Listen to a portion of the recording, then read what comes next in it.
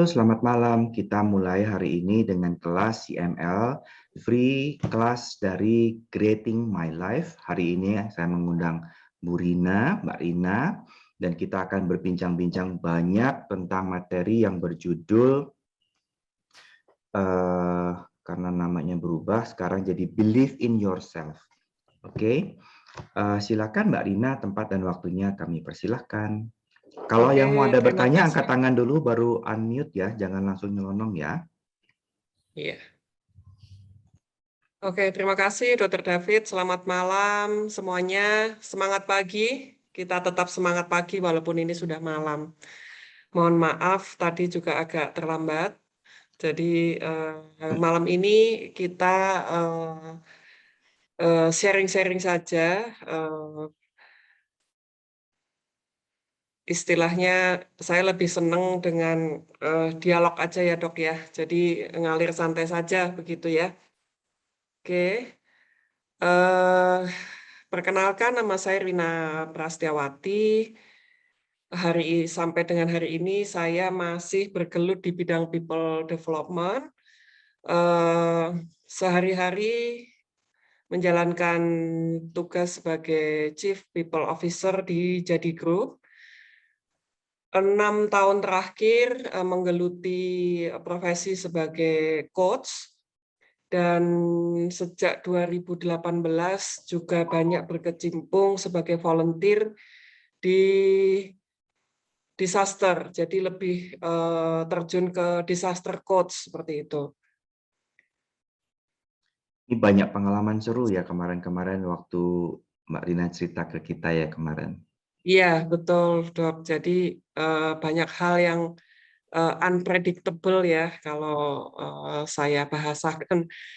Jadi nggak nyangka aja ternyata menjalankan profesi coach itu bisa juga works gitu ya untuk dilakukan di pengungsian seperti itu di tempat bencana alam. Oke.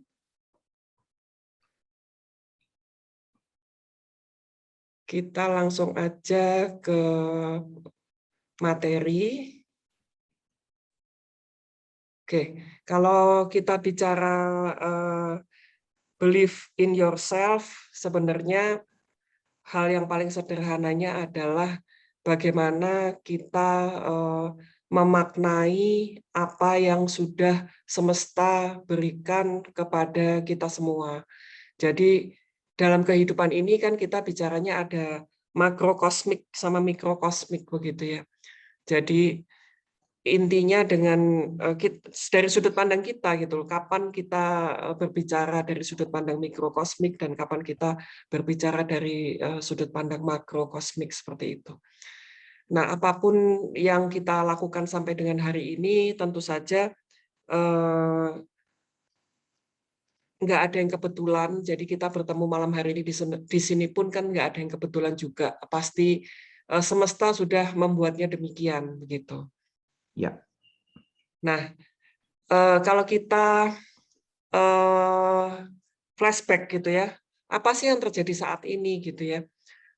Kita itu ternyata saat ini sudah menjalani kehidupan di era pandemi ini 1 tahun 7 bulan kalau saya hitung. Jadi mungkin itu hal yang mungkin nggak kita sadari gitu ya. Awal COVID masuk di Indonesia itu tanggal 2 Maret 21. Pada saat itu kita masih dengan segala kebingungannya gitu ya. Ini benda apa, ini virus apa, terus ini bagaimana gitu. Banyak hal yang ketidaktahuan kita gitu.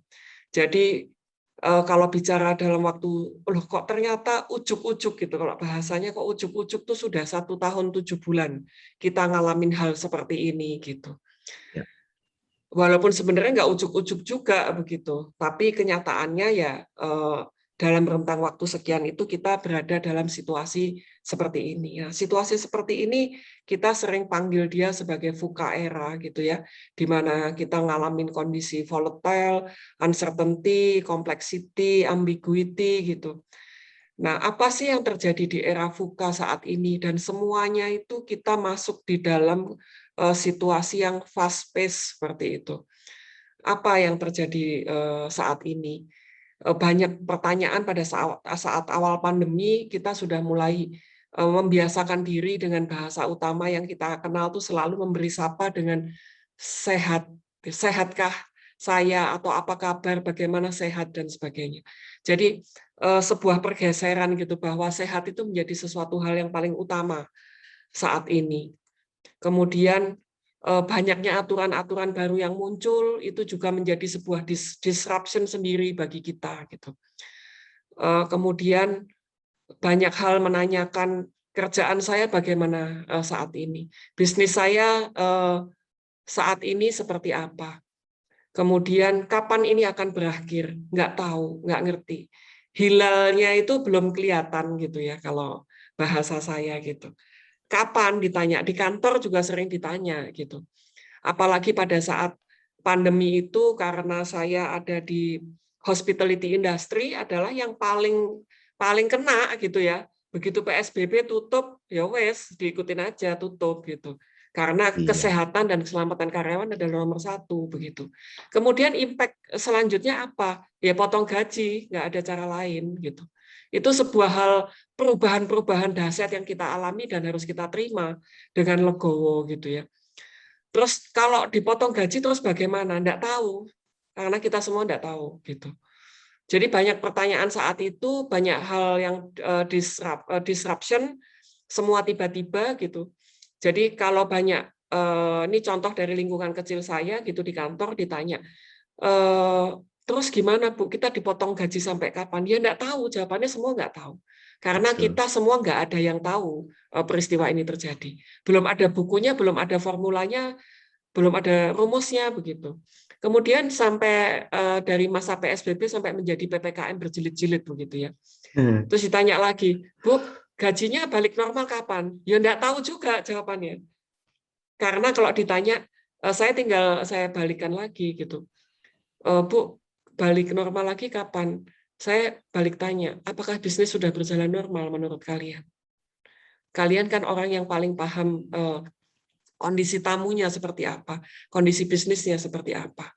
Kalau menurut kalian itu sudah kembali seperti sedia kala, ya mari kita rembuk bersama gitu loh. Betul. Jadi hal-hal seperti itu yang saat ini apa ya, memflip mindset kita semua gitu loh. Dan kalau bicara alhamdulillah puji Tuhannya ya kami semua memahami hal itu gitu. Dan bagaimana cara kami memahami hal itu? Membesarkan rasa syukur tentu saja. Seperti itu.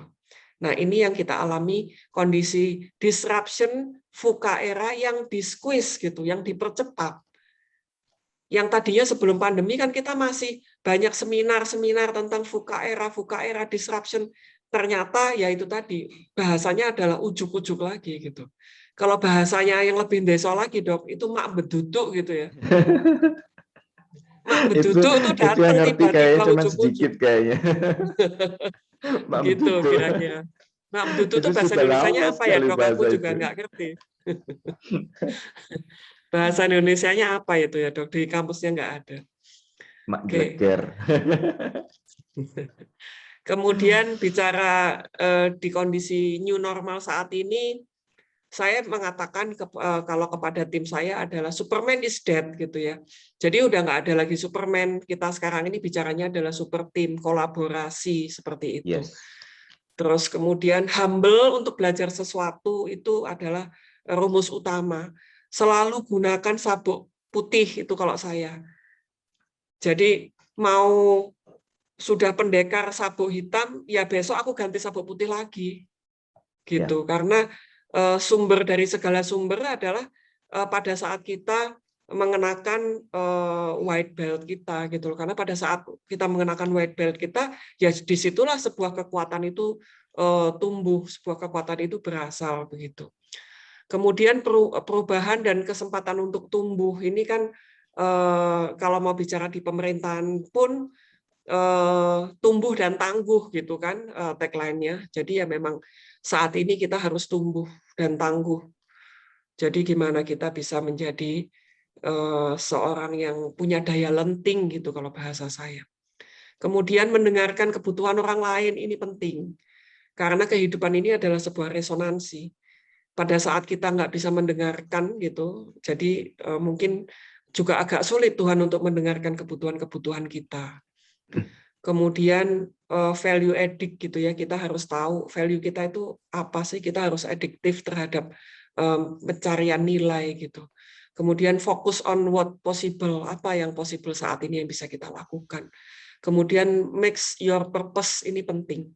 Karena pada saat kita nggak tahu value addict tadi sebagai highlight yang harus di stabilo kalau bahasa saya. Karena pada saat value-nya nggak ketemu, bikin purpose-nya bisa gonta-ganti. Ya. Tapi pada saat value-nya udah jejak, maka makes your purpose ini akan jejak gitu kalau bahasa saya ya.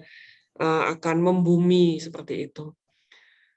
Terus yang sering saya lakukan adalah menuliskan 21 rasa syukur setiap hari.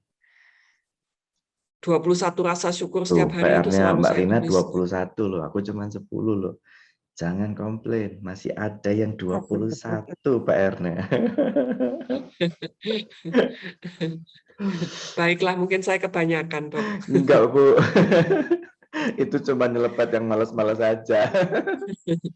Jadi kenapa 21 saya pakai teori atomic habit ya. Jadi kalau mau merubah habit seseorang, itu memang harus 21 kali dilakukan. Pada saat berhenti di tengah-tengah, dia harus kembali lagi dari awal. Ya. Seperti itu. Kalau memang mau mempunyai habit baru, seperti itu. Ya. Nah, Itu di seperti situasi kayak saat ini, yes. bukan dari kayak numerologi atau Fibonacci sequence ya. Jadi kita tuh selalu membuat perubahan itu kelipatan antara 3, 6, 9 biasanya kita bisa berubah. Dan 21 itu kelipatan 3. Oh, oke. Mm-mm. Ini ilmu baru buat saya, Dok. Terima kasih, Dr. David. Sama-sama. Oke. Kemudian dari hal-hal disruptif tadi, saat ini saya menyimpulkan bahwa ada hal-hal yang perlu kita hindari, gitu ya. Antara lain playing victim. Dengan situasi saat ini tuh banyak yang playing victim, Dok. Ya, betul. Jadi situasi saat ini tuh dijadikan excuses gitu untuk tidak melakukan sesuatu. Betul. Habis gimana ya Bu ya? Kan kita nggak bisa Bu begini. Kan kemarin COVID, perasaan sampai hari ini juga masih COVID deh gitu. Betul. Jadi terus mau sampai kapan dilakukan gitu? Mau nunggu sampai kapan? Mau nunggu sampai selesai? Kita nggak tahu selesainya kapan gitu. Nggak akan selesai. Jadi selesai, amin. Nggak akan selesai kalau saya bilang. Karena apa? Oh. Flu Spanyol yang 100 tahun yang lalu sampai sekarang masih ada. Masih ada. Okay. Yes. Jadi kita yang akan berubah jadi lebih kuat. Bukan virusnya yang hilang, tapi kita yang akan berubah jadi lebih kuat. Oke.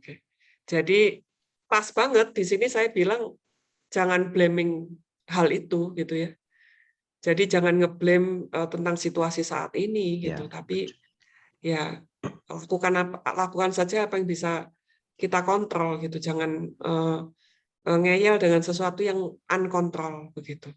Betul. Kemudian di situasi uncertainty saat ini saya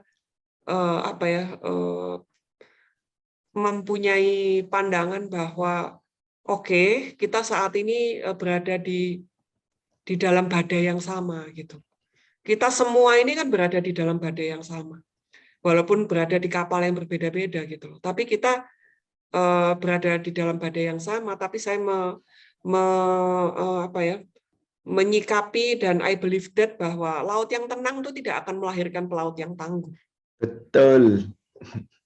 Jadi kita lagi kena badai seperti ini, nggak apa-apa, bagus. Ini justru membentuk kita menjadi manusia yang lebih berkarakter kalau menurut saya. Betul. Jadi pada saat 3 bulan setelah pandemi itu, saya pernah membawakan webinar waktu itu, flipping the corona to karunia, saya bilang gitu. Ini karunia kok, karunia luar biasa kalau saya bilang. Ya. Gitu loh. Jadi jangan dianggap sebagai sesuatu yang hambatan. Kalau saya ini peluangnya banyak memberikan peluang-peluang baik kalau menurut saya. Sekarang tinggal bagaimana point of view kita memandang hal ini begitu. Nah, pada saat kita berada di badai yang sama tadi, kita berada di dalam dua pilihan. Saya lebih senang menyikapi bahwa hidup itu bukan pilihan, tapi hidup itu adalah sebuah keputusan. Keputusan untuk memilih, seperti itu. Jadi hidup itu adalah sebuah keputusan untuk memilih apakah kita akan memilih berada di kapal terus ngintip-ngintip di jendela kapal itu loh, Dok. Ya. Badainya udah reda belum ya gitu. Ya. Ombaknya udah turun belum ya gitu. Mau sampai Ya. kapan gitu. Ya. Atau kita mau mengambil keputusan memilih untuk ini adalah time for something new. Ya. Artinya kita harus bergerak Ini aku maju. jadi nemu insight tentang penerjemahan bahasa. Karena biasanya di akses kita cuma bilang choice, choose. Tapi intinya adalah keputusan untuk memilih, karena Keputusan itu untuk yang memilih. ditunggu-tunggu. Iya, keputusan yang ditunggu. Action, betul-betul. Keren. Nah, setelah kita memutuskan untuk memilih tadi, ya kita mau pilih tetap di kapal, nginceng di jendela aja, nunggu sampai badai reda, atau kita bergerak maju. Ini waktunya untuk bergerak maju gitu ya. Ya. Kalau mau ngintip-ngintip aja, kan kaget. Hari ini ternyata udah 1 tahun 7 bulan kita menghadapi situasi saat ini. Iya. Jadi 2 kali lebaran. Iya, pilihan ada di Anda semua. Anda memutuskan untuk memilih yang mana, so up to you gitu ya. Tapi saatnya berkaca gitu ya, kita ambil kaca yang besar gitu ya. Kita berkaca diri masing-masing. Apakah kita sudah menemukan diri kita sendiri saat ini? Who am I itu sudah ketemu atau belum? Ya. Seperti itu. Jadi mungkin banyak, kalau saya lebih senang begini, pada saat saya di depan cermin, saya selalu bertanya sama diri saya gitu. Tahun lalu saya menjalani peran sebagai apa sih sebenarnya gitu. Kemudian Rina hari ini itu peran saya apa? Wow. Kemudian saya bertanya, tahun depan peran seperti apa yang ingin saya jalani? Wow, Itu it's a kalau good bicara me ilmu question loh. kaca. Itu good me question loh. Keren.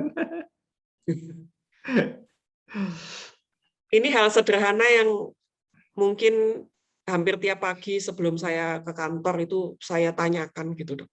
Yes. Sederhana Keren, gitu. keren. Jadi saya ngaca terus saya tanya sama Rina, ini suka nggak diajak ngomong gitu. Jadi saya ajak ngomong. Kadang-kadang kita sibuk good morning sama orang, sibuk sama pagi, tapi diri kita sendiri nggak pernah disapa Iya. toh. Iya. Iya, Jadi jadi sendiri dicuekin karena dipikir dicuekin ya. sudah menyatu, padahal belum pernah menyatu sama sekali. Betul. Jadi pada saat saya menyapa good morning ke diri saya sendiri, saya nanya, peranmu hari ini apa? Gitu. Yes. Tahun lalu di hari yang sama ini kamu ngapain? Kemudian peranmu di tanggal yang sama, kalau Tuhan masih memberikan nafas untukmu, kamu pengen berperan seperti apa?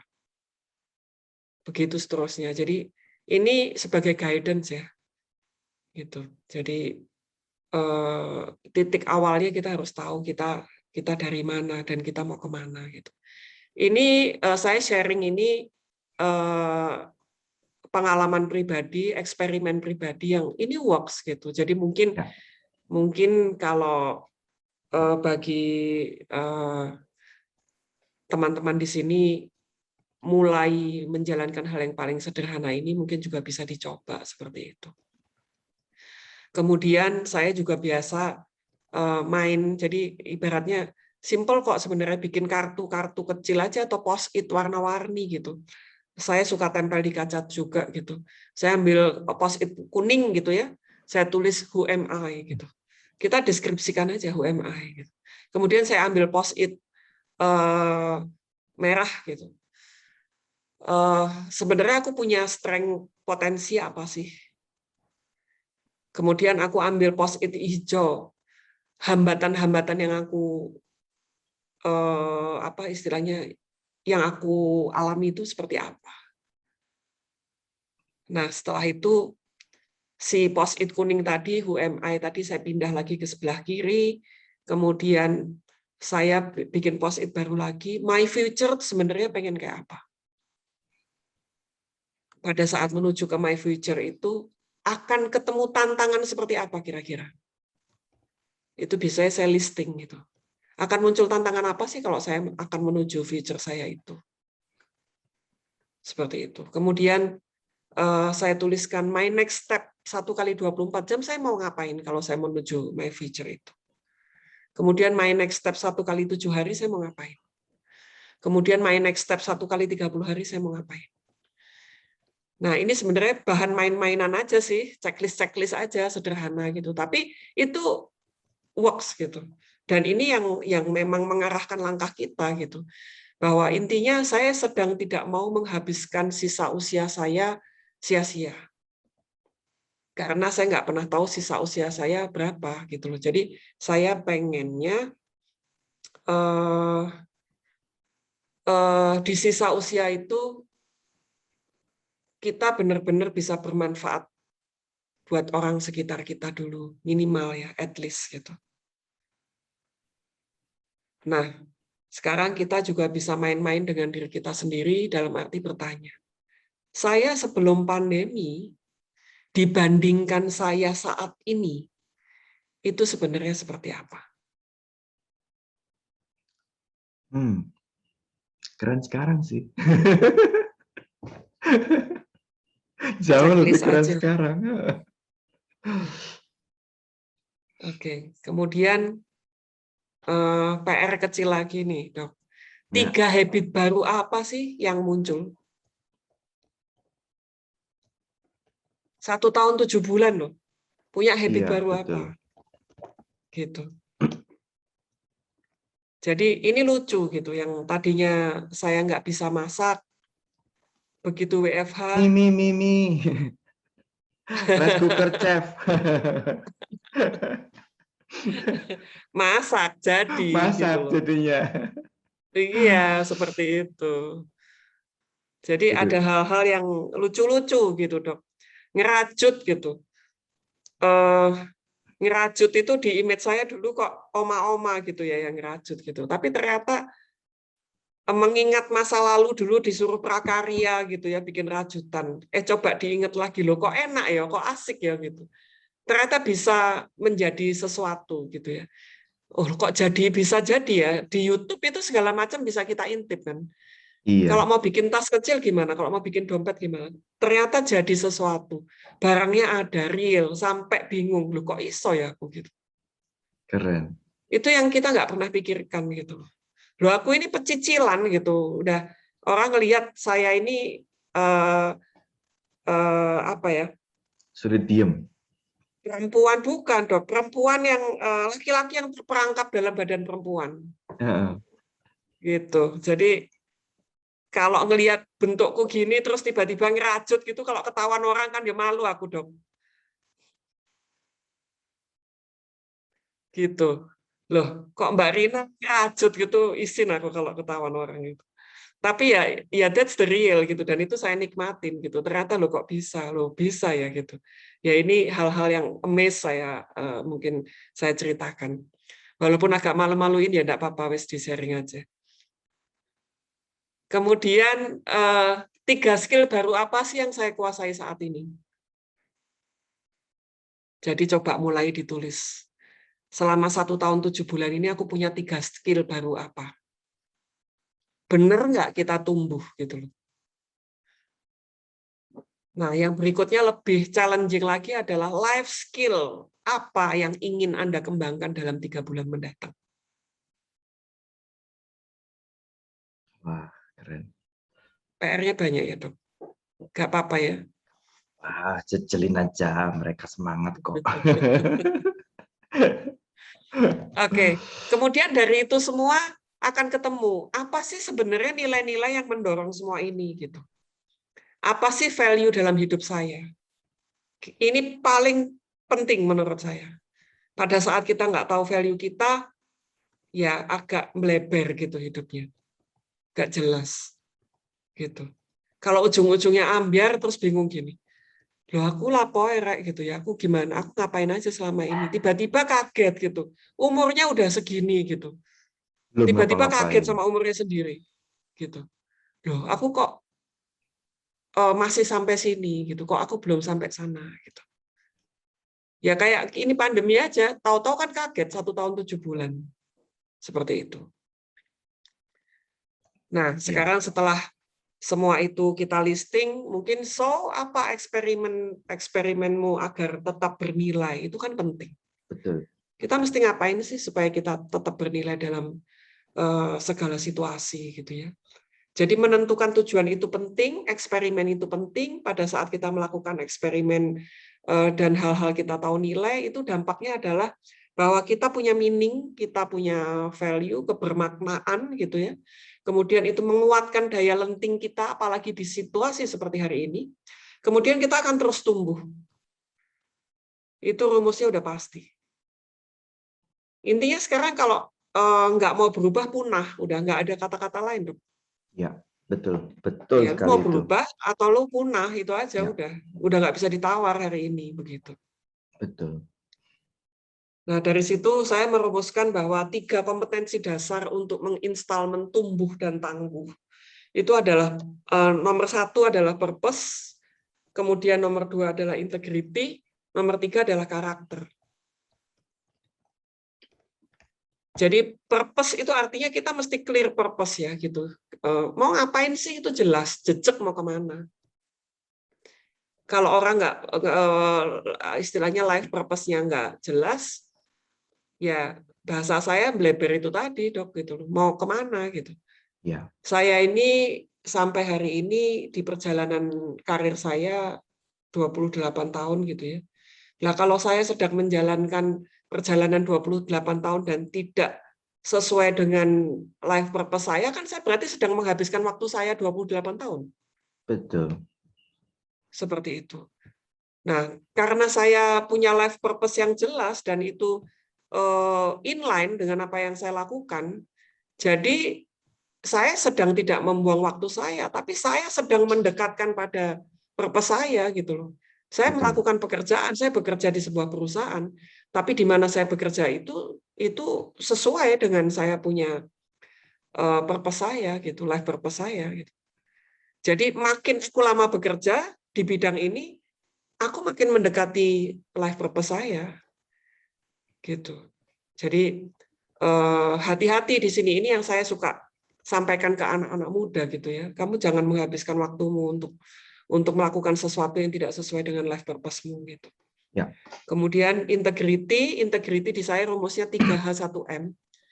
Jadi integrity itu kejujuran, itu banyak orang yang mengatakan bahwa integritas itu tidak bisa diukur. Kata siapa?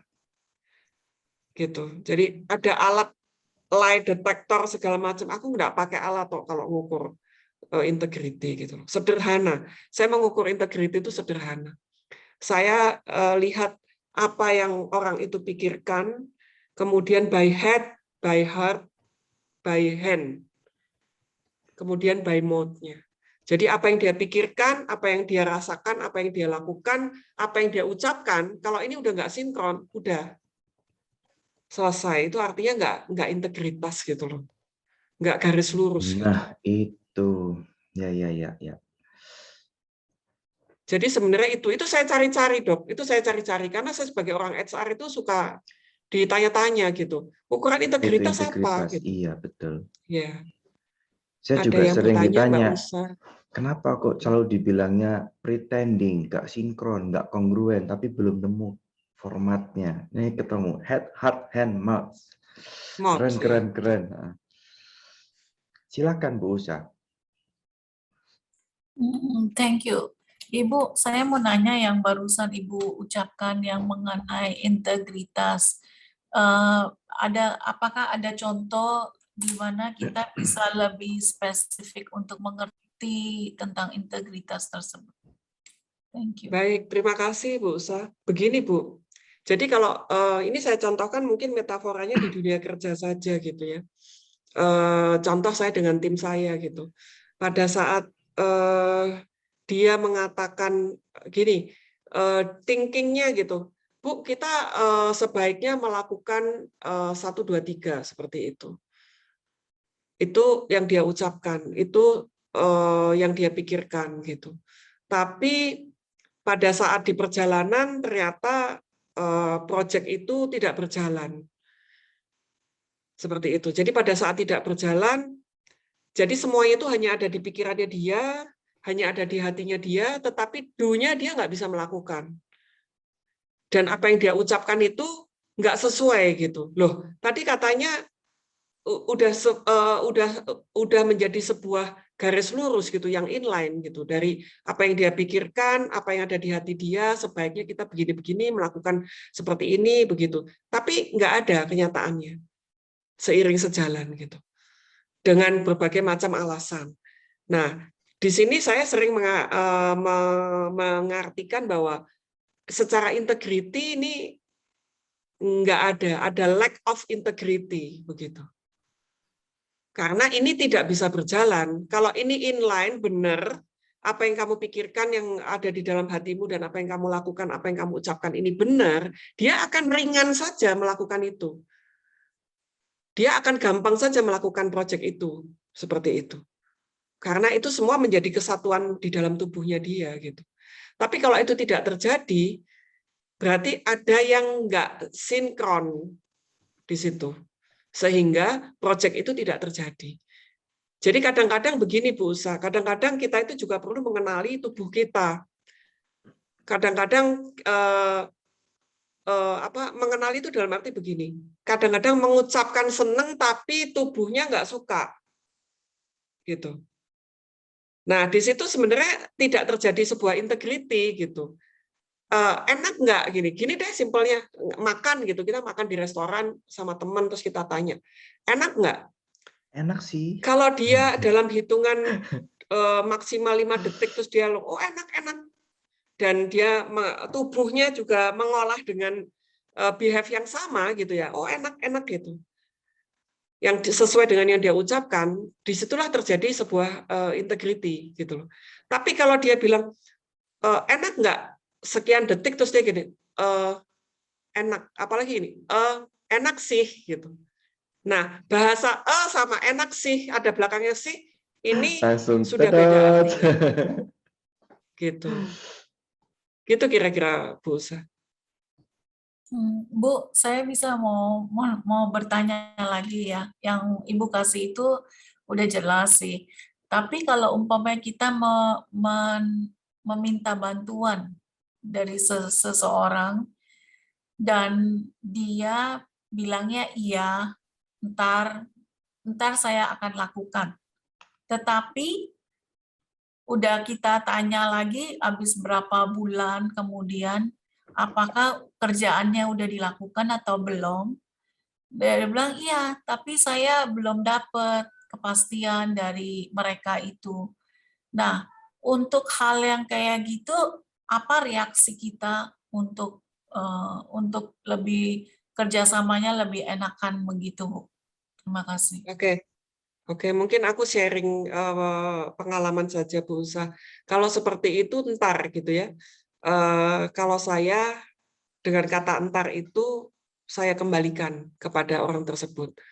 Oke, entar itu menurut kamu sebaiknya kapan akan kamu lakukan? Gitu. Oh, bulan depan deh Bu. Oke, bulan depan sebaiknya menurut kamu yang menurut kamu nyaman itu bulan depan di tanggal berapa? Oke, kalau mau spesifik lagi, bulan depan tanggal segini. Oke, bulan depan tanggal sekian hari misalnya bulan depan bulan November tanggal 10 gitu misalnya. 10 November hari Rabu gitu misalnya. Oke, hari Rabu tanggal 10 November tahun 2021 jam 2 sebelum jam 11 ya. Kamu sudah kirimkan ke saya. Gitu. Apakah kamu nyaman dengan tenggat waktu ini? Pasti dia mikir. Dari konteks pekerjaan itu nyaman nggak aku dikasih waktu sebulan? Kalau oke, nyaman, oke. Nanti kita ketemu lagi 1 bulan dengan kamu sudah menyelesaikan pekerjaan ini. Dan pekerjaannya pun mungkin juga harus jelas ya Bu. Artinya apa 10 November nanti apa yang akan terdeliver. Gitu. Jadi jelas apa yang jadi ekspektasi ibu dengan ekspektasi dia itu harus disamakan dulu, harus disinkronkan dulu. Ini yang namanya komplit informasi gitu. Jadi ekspektasi ibu seperti apa dan kapan waktunya sama nggak sama dia. Kadang-kadang sudah di-deliver juga ekspektasi kita perlu mereconfirm kembali. Oke, jadi ada 3 hal ya yang saya minta kamu deliver kepada saya. Menurut kamu apa 3 hal itu? Coba kamu sampaikan ke saya. Direkonfirm kembali Bu. Jangan-jangan nggak sama juga definisinya gitu.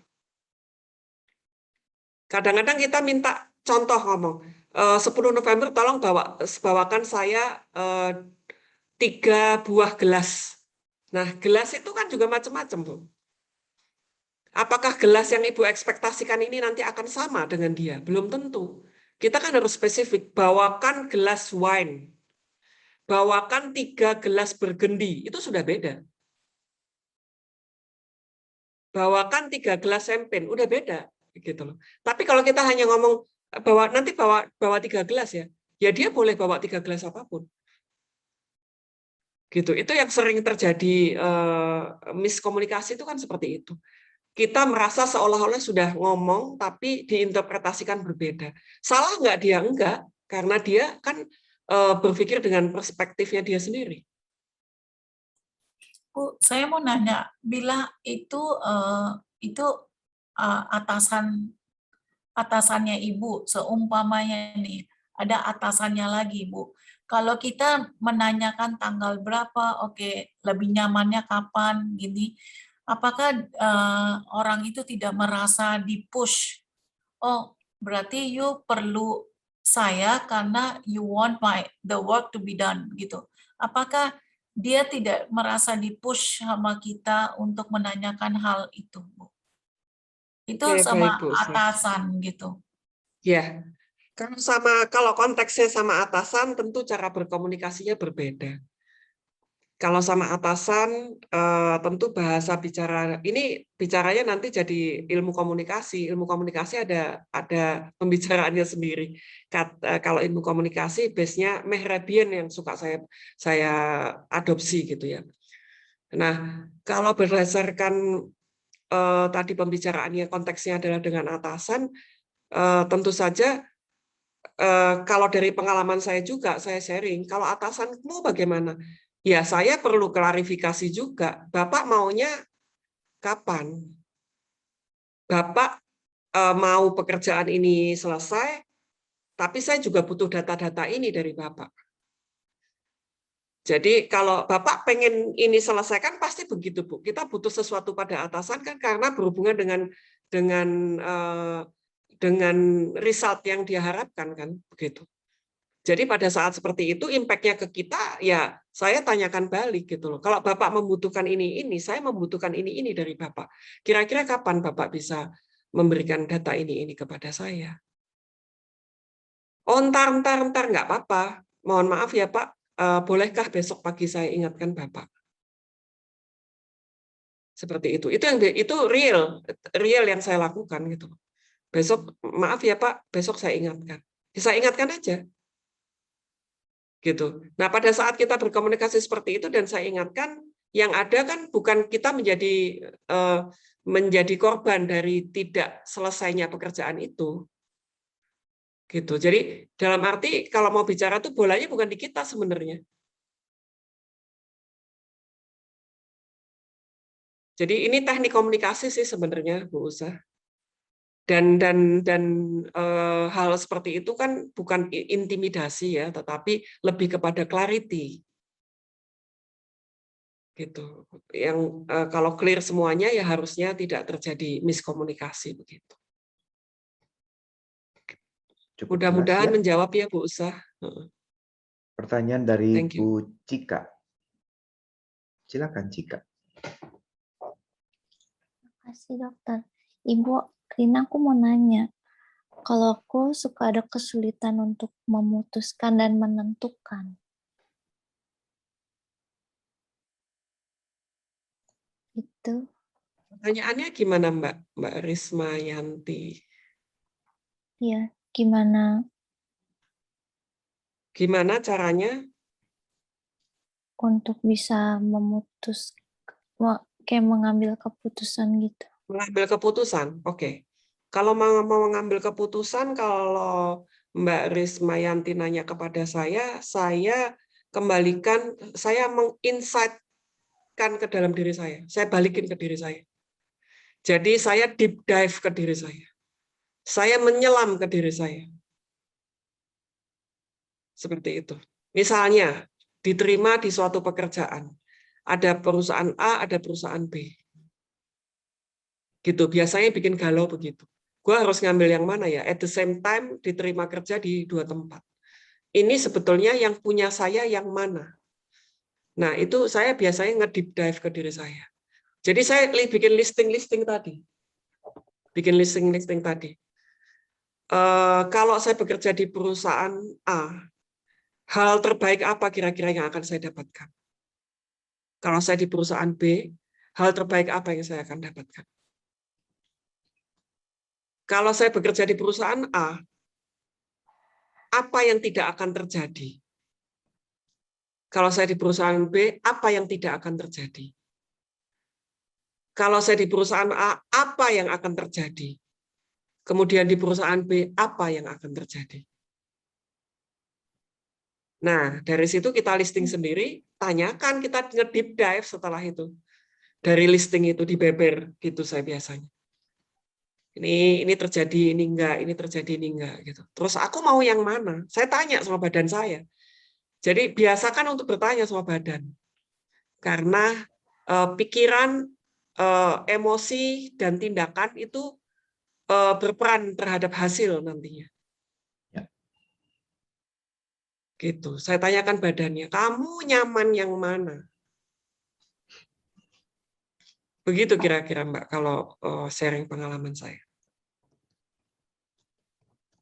Kalau dalam berkata-kata, jadi mengungkapkan, itu suka nggak utuh. Gimana Mbak Risma mengungkapkan suka nggak Utuh. Jadi utuh? Artinya? Kalau mau bicara tuh suka nggak utuh. Artinya nggak utuh seperti apa Mbak Risma? Menyampaikannya suka nggak jelas. Siapa yang menyampaikan suka nggak jelas gitu Mbak Risma? Aku. Oh oke. Jadi yang bisa saya bantu seperti apa yang Mbak Risma harapkan? Supaya bisa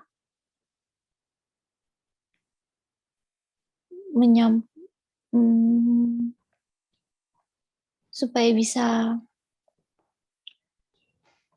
menyampaikan maksudnya tuh dengan jelas. Oh, oke. Mungkin begini Mbak Risma. Mbak Risma mulai belajar untuk memahami dirinya dulu. Memahami tubuhnya, memahami dirinya, memahami perasaannya. Banyak-banyak ngomong sama dirinya sendiri dulu. Gitu ya, cari tempat yang menurut Mbak Risma paling nyaman. Di mana? Kasih waktu buat dirinya sendiri. 10 menit cukup kok. 5 menit, 10 menit gitu ya. Cari tempat yang paling nyaman menurut Mbak Risma. Setelah itu banyak ngobrol sama tubuhnya, diajak ngomong gitu ya, dalam arti aku tuh pengen ngomong secara utuh. Aku tuh pengen berkata-kata secara utuh. Terus Mbak Risma sampaikan, keinginan Mbak Risma untuk bicara secara utuh itu apa menurut Mbak Risma? Apa sih pentingnya mau berbicara secara utuh? Apa sih maknanya bagi Mbak Risma mau berbicara secara utuh? Kenapa kok harus sampai berbicara secara utuh? Pentingnya apa sih? Kalau aku sudah berbicara secara utuh, terus rasanya bagaimana? Nah, itu rasain, Mbak. Rasanya gimana? Kalau ternyata berbicara utuh itu ternyata membuatku nyaman. Oke, mulai hari ini, yuk kita bicara secara utuh. Yuk kita belajar yuk. Gitu. Mungkin ini cara sederhana ya, Mbak Risma, mungkin bisa dicoba. Iya, Bu. Terima kasih. Terima kasih banyak. Satu lagi pertanyaan dari Bu Isti. Silakan Bu Isti. Iya, terima kasih. Halo Mbak Rina. Halo Mbak Eh, Isti. asik banget deh ini topik hari ini. Mbak Rina menyampaikannya juga dengan asik. Banyak yang kita dapat dan satu hal tadi yang menggelitik saya, menarik saya adalah tentang life purpose. Ya. Oke, saya ingin bertanya ke Mbak Rina, bagaimana Mbak Rina memaintain on the track untuk mencapai life purpose-nya Mbak Rina. Itu aja. Oke, thank you. Thank you Mbak Isti. Kok ndredeg loh Mbak ditanya Mbak Isti. Master gitu terus nanya aku gitu kan gimana gitu. Aku coba menjawab ya Mbak ya. Mudah-mudahan bisa dipahami begitu. Kalau intinya ini lebih ke gimana sih nge-on tracking gitu ya Mbak Isti ya. Ya, oke. Kan Gini. dalam apa namanya perjalanan kita punya life purpose A, let's say gitu, terus Ya. banyak Ya. banget kan banyak banget kerikil-kerikilnya gitu kan. Ya, mau betul. mencapai sana tiba-tiba pandemi gini. Nah, itu gimana Mbak Rina tetap on track, tetap okay, I'm still going to A gitu. Iya. Oke. Begini Mbak, jadi kalau saya juga sharing berdasarkan apa yang saya alami, pengalaman saya gitu ya. Oke, aku punya life purpose A gitu ya.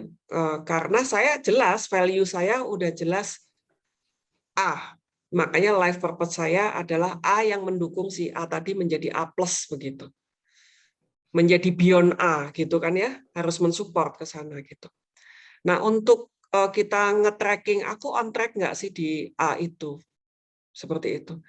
Itu saya melakukan checklist tadi Mbak, yang tadi saya main kartu gitu ya, bikin post-it, itu cara saya meng-on track-kan gitu. Apa sih yang aku lakukan hari ini gitu. Sesuai nggak? Aduh, ini kok udah mulai melebar ke kiri nih, saya lurusin lagi gitu. Ini kok sudah mulai melebar ke kanan, saya lurusin lagi gitu. Wajar nggak itu melebar? Sangat wajar, karena kita manusia normal gitu. Kadang-kadang kan kita ini merasa gini, kita itu kadang-kadang punya mimpi tapi tidurnya kepanjangan gitu ya, nggak bangun-bangun. Gitu kan? Yang akhirnya ujuk-ujuk tadi loh, udah 1 tahun 7 bulan rek kemana aja aku gitu. Nah, jadi pada saat tidurnya kebanyakan atau tidurnya miringnya salah gitu ya, ya dibangunin aja badannya gitu. Lurus lagi gitu. Jadi kita yang harus disiplin nge-on track-kan itu gitu. Kok ditanya, jadi awareness-nya kita sih, kita punya awareness nggak untuk ini miring, ini udah mulai gini gitu. Jadi kita harus harus punya awareness, harus punya kesadaran gitu, bahwa kita itu on track dengan life purpose kita atau tidak. Ukuran kesadarannya apa? Kalau saya, energi saya Mbak Isti, ukuran kesadaranku. Kalau aku melakukan sesuatu itu aku capek sekali, waduh ini melebar. Udah pasti. Gitu loh. Karena aku sedang melakukan sesuatu yang tidak on track. Gitu. Kalau tidak on track itu tidak sesuai dengan passionku gitu loh. Gais kalau itu bahasa biasanya yes. ya, jadi bahasa saya bahasa sampai andok tuh. Jadi energinya gembos gitu kira-kira Mbak Isti, bocor gitu. Capek. Jadi zip my energy, wah itu capeknya luar biasa. Udah nggak tahu deh gitu rasanya, aduh gitu. Itu saya udah tahu, oh, oke gitu, mulai menggiring ini. Tapi kalau aku on track, wih gila. kadang-kadang juga ada hal yang dalam tanda petik harus kita perhatikan. Kalau aku antrek, kadang-kadang sampai jam 3 pagi aku nggak tidur, Mbak. Saking semangat ngerjain itu gitu. Yes, Loh, ini kok Energinya nggak nggak mau habis-habis. ditidurin? Iya, benar-benar. baterainya nggak habis-habis gitu loh, sampai kita kebingungan gitu. Yes, Badannya udah pengen istirahat, tapi otaknya ini masih bling-bling gitu. yes. Jadi itu kalau ukuran saya itu energinya terenergize atau zip energy begitu. Ya. Itu cara saya ngawal si life purpose tadi. Gitu Wow. Mbak Isti, mudah-mudahan menjawab ya Mbak. Thank you so much, Mbak Rina. It's really enlightening. Sama-sama Mbak. Thank you. Thank you. Thank you. Thank you. Thank you, Bu Isti. Bu Lucy, silakan. Terima kasih dok. Halo Mbak Rina, salam kenal. Halo Mbak Lucy, salam Iya. kenal kembali. Mbak Rina, Yes.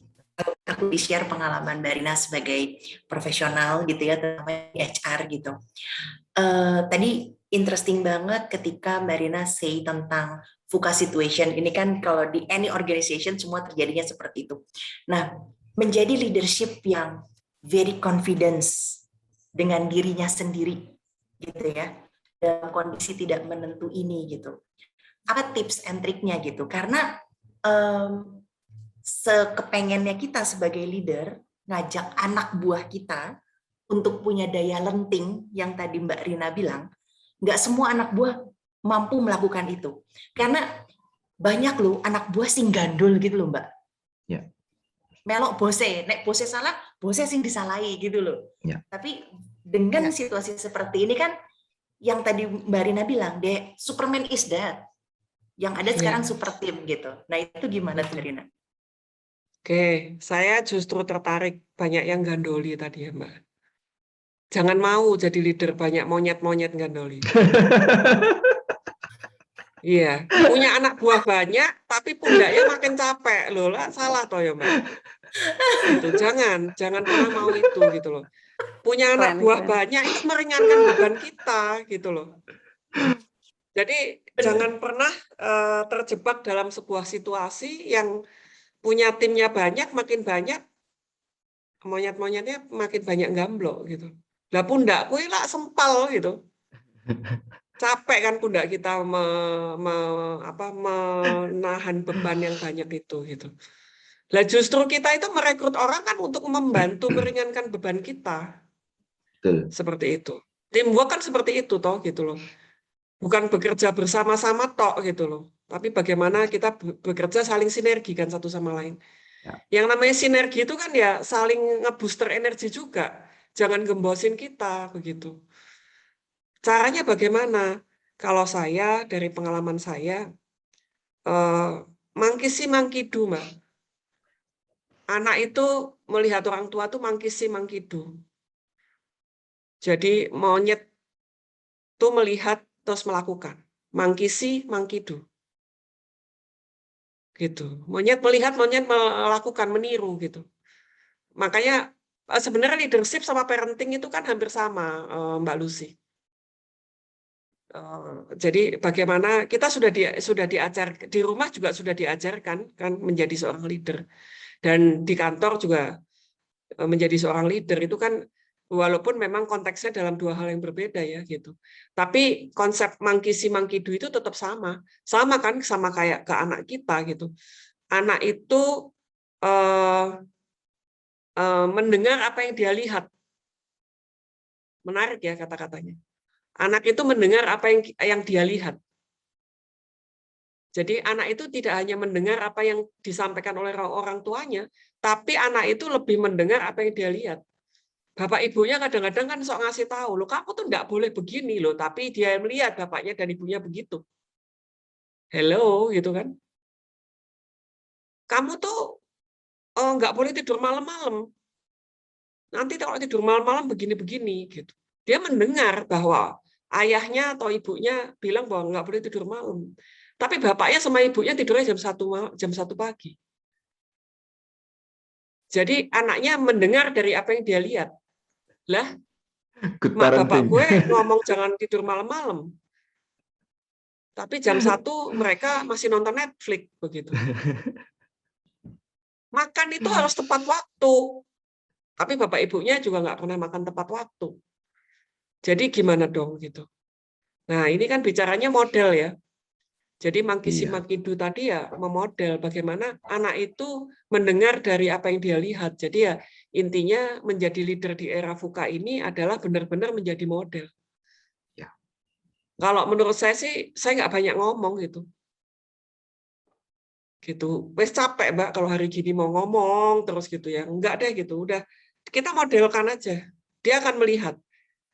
Gitu. Kalau kita mau teriak-teriak jangan telat, tapi kita sendiri telat kan ya susah ya. Ya udah, misalnya jam kerjanya jam 8, setengah 8 duduk aja. Nanti kan sungkan sendiri timnya.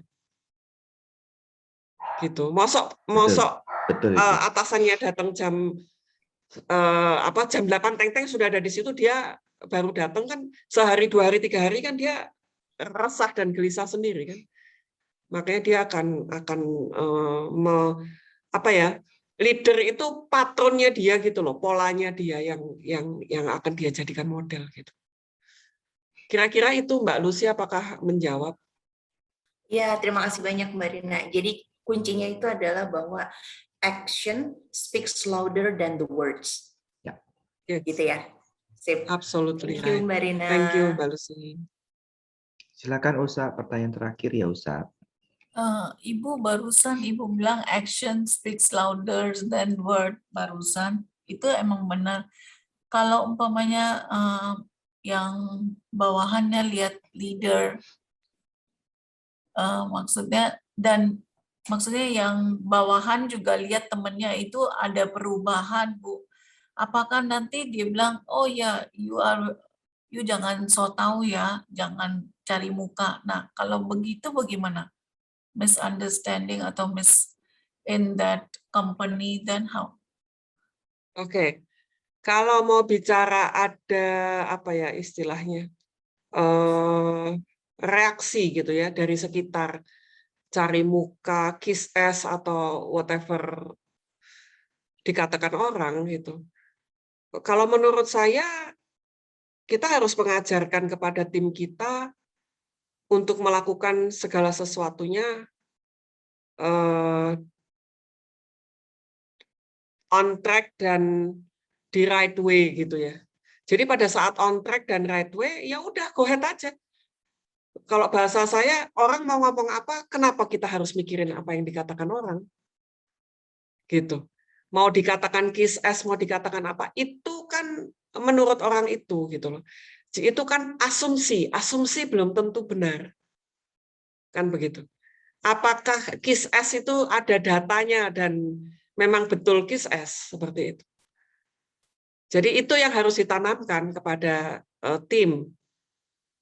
Seperti itu. Ditanamkan bahwa orang kan boleh bicara apapun dan kita tidak bisa mengontrol orang itu untuk mau bicara yang sesuai dengan apa yang kita mau. Ya nggak apa-apa dia berkata begitu. Ini kan bukan bicara benar dan salah dan baik dan buruk gitu. Tetapi kita belajar untuk bagaimana kita menjadi sebuah pribadi yang firm bahwa ini saya dan saya melakukan hal yang baik, go ahead. Apapun yang dikatakan orang, ya kenapa kita harus dipengaruhi oleh apa yang dikatakan orang? Kadang-kadang kita ini pengen bahagia aja itu dikontrol sama orang lain. Bahagia itu kan hak asasi kita. Kenapa kita bahagia aja harus dikontrol sama orang lain? Nah, siapa sih yang suka merusak perasaan bahagia dan sebagainya? Itu kan monkey mind kita, monyet-monyet lagi kan, yang ada banyak di pikiran kita. Wah, gue gini tapi orang itu kok gitu ya. Loh, aduh nanti kalau aku dilihat dia seperti ini gimana ya. Nah, sering gitu nggak kira-kira? Jadi banyak berkecamuk macam-macam di kepala gitu loh. Kenapa kita harus membebani pikiran kita dengan hal-hal itu? Pertanyaannya, itu terjadi nggak? Belum tentu.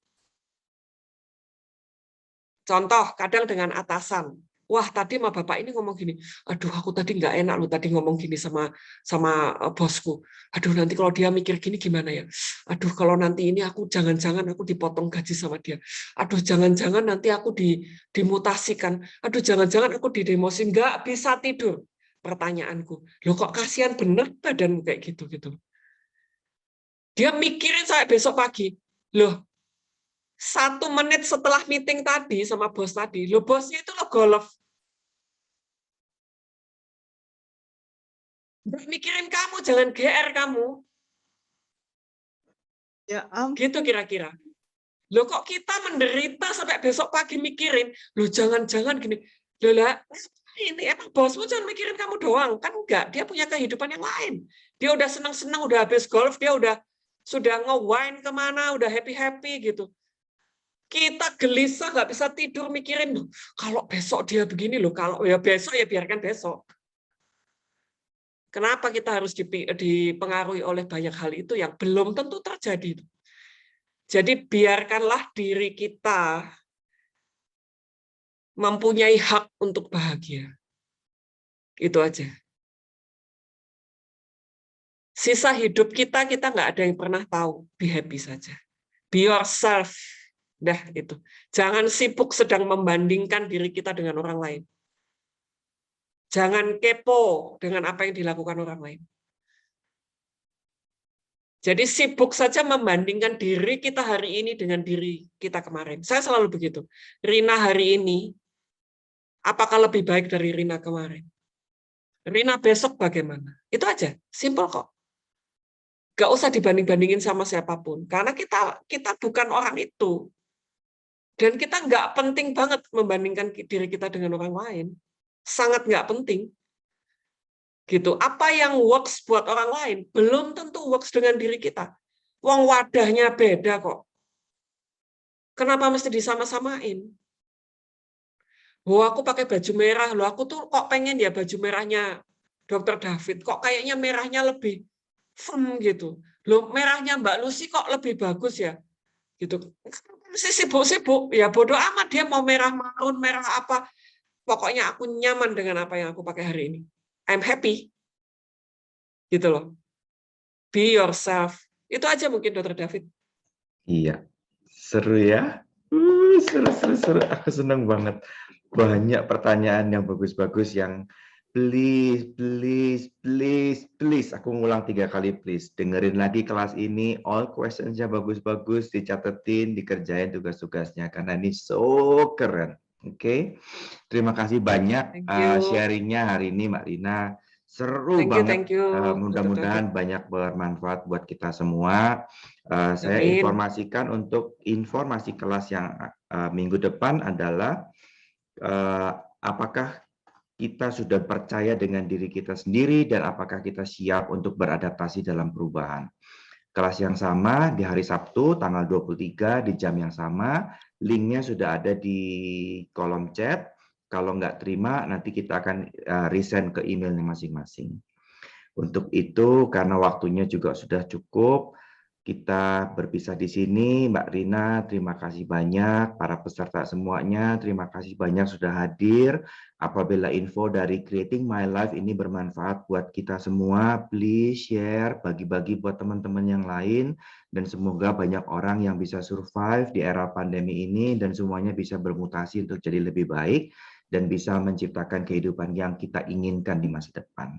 Oke, terima kasih semua. Kami dari tim CML, terima kasih banyak dan selamat malam. Dah.